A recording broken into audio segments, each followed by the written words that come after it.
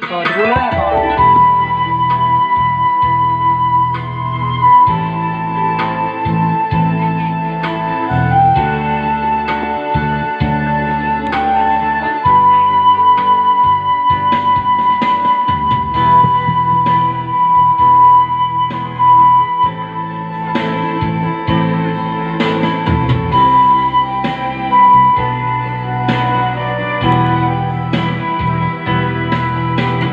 riêng con ấy nhà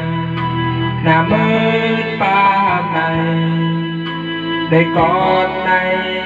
sẽ chiều rộn ràng người riêng con ấy nhà thường nhé tôi chẳng này Giêsu ơi sẽ nhà ra ấy sẽ chiều dọn con ra về nhà sẽ chiều dọn con tổ cha riêng sẽ chiều dọn con ra về nhà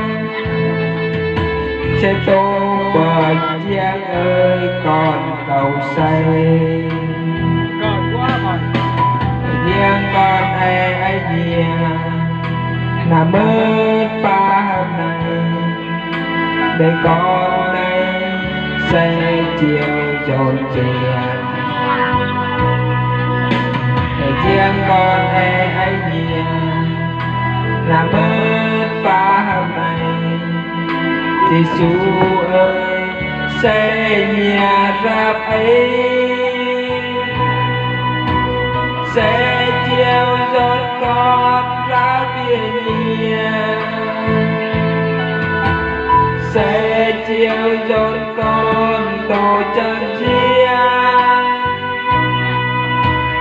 sẽ chiều dọn con ra về nhà sẽ tu bờ giang ơi con cầu say sẽ chiều dọn con ra về nhà sẽ chiều dọn con tổ chân riêng sẽ chiều dọn con ra về nhà sẽ tu bờ giang ơi con cầu say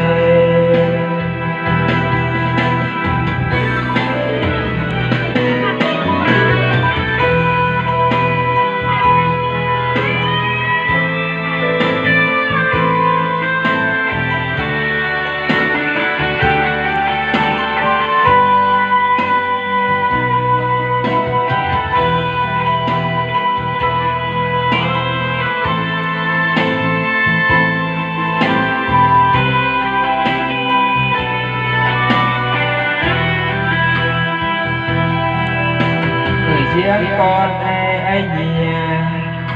là mất ba hôm nay để con này sẽ chiều rộn ràng người riêng con ấy nhà gần nhé tôi chẳng này Giêsu ơi sẽ nhà ra ấy sẽ chiều dọn con ra về nhà sẽ chiều dọn con tổ chân riêng sẽ chiều dọn con ra về nhà sẽ tô bờ giang ơi con cầu say sẽ chiều dọn con ra về nhà sẽ chiều dọn con tổ chân riêng sẽ chiều dọn con ra về nhà sẽ tô bờ giang ơi con cầu say